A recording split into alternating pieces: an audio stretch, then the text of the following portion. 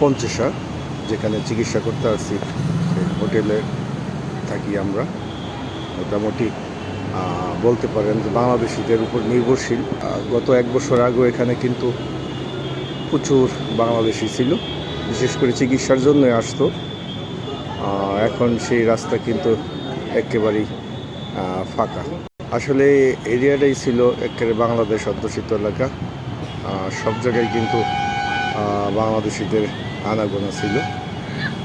বিশেষ করে এখানকার চিকিৎসা করতে আসে, কারণ চিকিৎসার মান অত্যন্ত ভালো, এবং যারা ডাক্তার তারা খুব ভালো সেবা দিয়ে থাকে, যার জন্য এত কষ্ট করে দূর দূরান্ত থেকে এসে এখানে চিকিৎসা করতে আসে।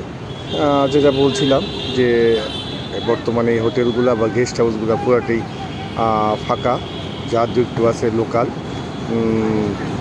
বাংলাদেশি নাই বললেই চলে।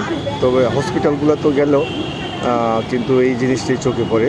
আগে একেবারে প্রত্যেকটা ফ্লোরে বাংলাদেশের লোকজন বা রুগী দেখা গেছে, সেই তুলনায় এখন কিছুটা মানে কি দেখাই যায় না আর কি।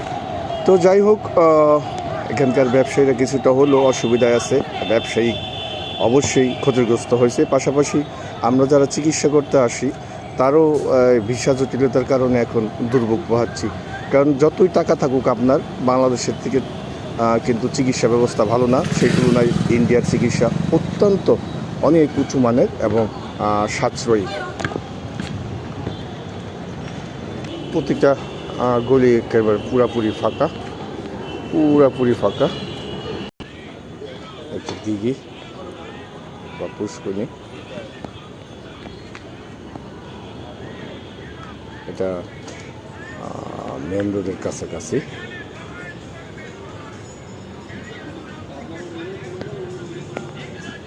এটা মেন রোড।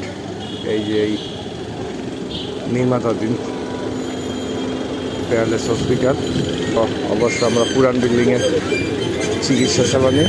এটা হয়তো 2-4 মাসের মধ্যে চালু হয়ে যাবে। সর্বোপরি এটাই আর কি মেন রোড পঞ্চেশ্বরের। তো ভালো থাকুন, সুস্থ থাকুন, নিরাপদে থাকুন।